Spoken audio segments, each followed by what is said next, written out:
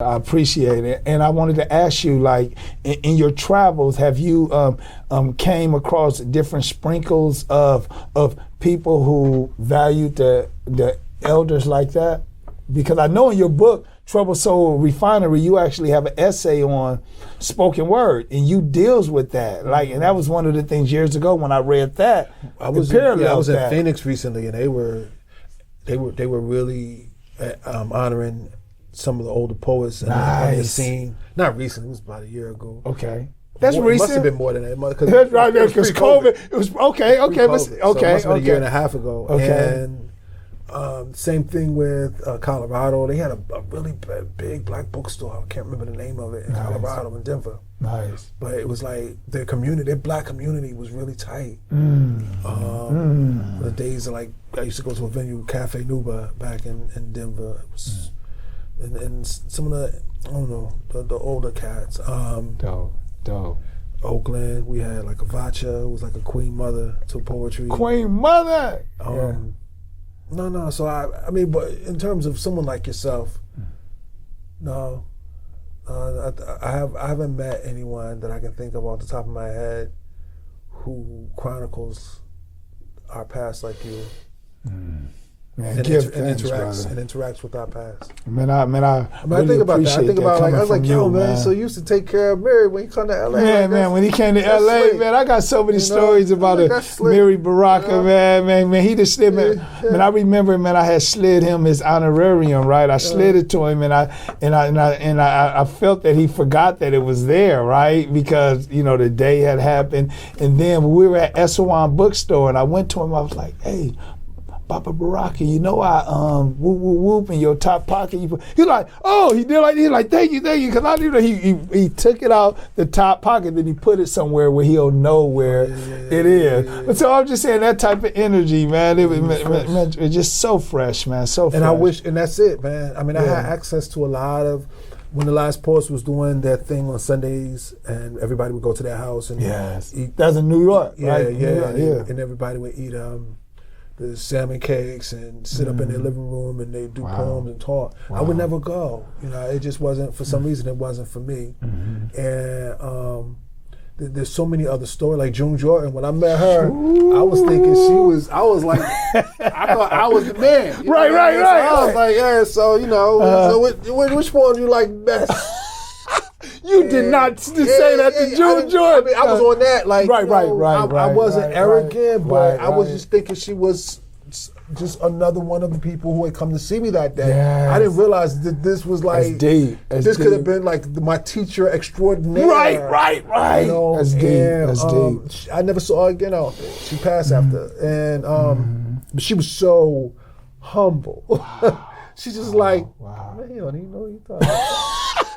Oh my God, I love it, man. I love it. So how your brother Talam is so candid, and he recounts the story as it unfolds. So he's not sitting there editing in his mind. It's just the truth. So it is what it is. And I really always appreciated that about you. I remember back in 2010, man, when we first started the end of 2009, we started the Stillwater's Writers Workshop, and you was our first special guest. It was over at Vibrations, and I remember you just said, as you do, very candid. We going through it. Me and my beautiful wife, Queen Socks. You said, wait a minute, y'all. We had guests and everything, you know, that people was right. You said, wait a minute, are y'all workshopping the workshop? And that's exactly what we was doing, because it was our first one. And you peeped that because you was seeing what was happening. So, man, I always appreciate your honesty. I appreciate how candid you is. So I got a question. What happened? Is this section just for questions off the top of your head, or did you have stuff written down? Yes. I actually had one other question that I had written down. Oh, just one? Okay. Yeah, one. I was like, I hope he ain't like just forego his whole game. No, not at all. Not at all. Because now it's more conversational. Because that last question that hit, like, yo, he set it all up like a house of cards. He built a pyramid, and that last question was just about to hit, like, oh yeah, like Columbo. Oh yeah. One more thing. Right, one more thing. Just one more thing. Oh, I'm sorry, one more thing. One more thing. So and then it'd be like, Oh my God! Right. So before we get into the conversational piece, and the last question that I did want to ask you, if you could step into my shoes, what would you have asked yourself that I didn't?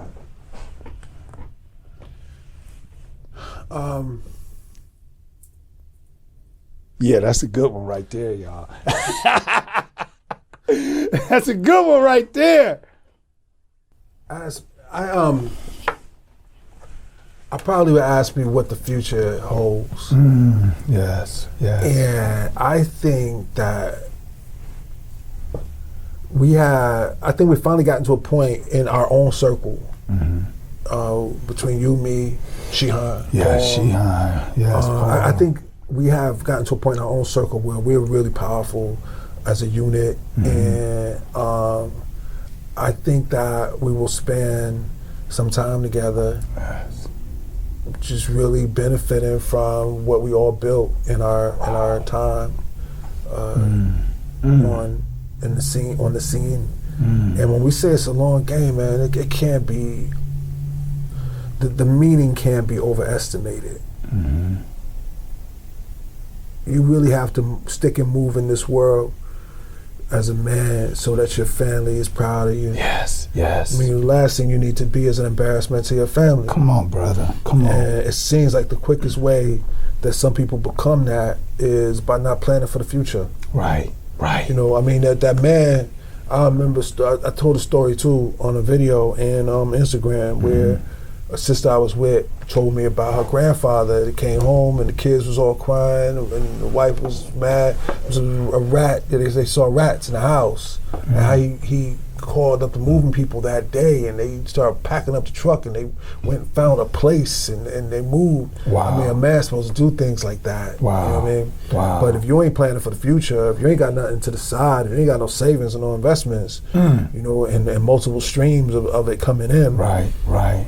Then you know you're not playing on the same game board as the rest of us, because it's dead serious. It's dead serious, man. Accountability and responsibility. Yes. Is everything. Yes. Man, I really appreciate that, brother. But I really appreciate that you dealing with that because, as you say, like we're thinking 100 years from now. Like we're not thinking about like, okay, what's tomorrow gonna bring? No, what it's gonna look like 100 years from now. I'm thinking about what's children's children gonna be able to, how they're gonna be able to benefit from a particular template, a particular formula. See now. Yes. You almost got me. Just what I do? What happened? Because my grandmother passed of cancer. You know, one who kept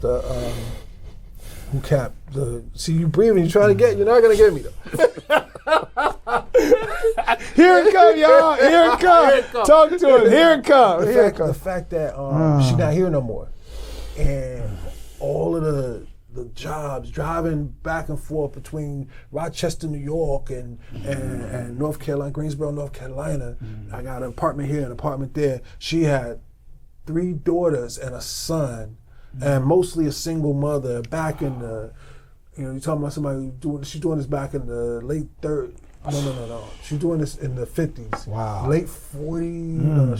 She's starting in the 50s and the 60s. Okay, yeah. Driving back and forth. I remember being on Greyhounds with my grandmother back in the day, you know. What? So I'm like, where was her car? Or how come we wasn't on a plane? Or, you know, it's so like, it wasn't that much, you know, why was we eating like sandwiches with nothing but ketchup and Tell us tomatoes? Tell us her name. Her name was Eula English. Wow. And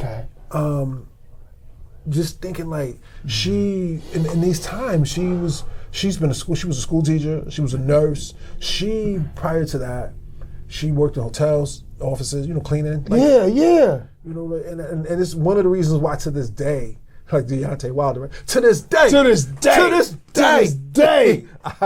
When I'm in a hotel room, I leave money. You know, when I leave, I have to leave something. Come on, Talasi. Because that's come what on, brother. You always leave something. Yeah. So like, to her, for her coming from that of nights of being in a hotel, man, I don't know. Women have, they have their monthly cycles. They have all types of things where, you know, that throughout the month or the year where they're not comfortable for this reason or that reason. Right. But they got to go to work. Yeah, they got to go to work. I worked in the Burger King, seen a woman pregnant working with me, have the baby, you know, Friday. She back at work with me on Sunday or Monday working, you know, making milkshakes and stuff.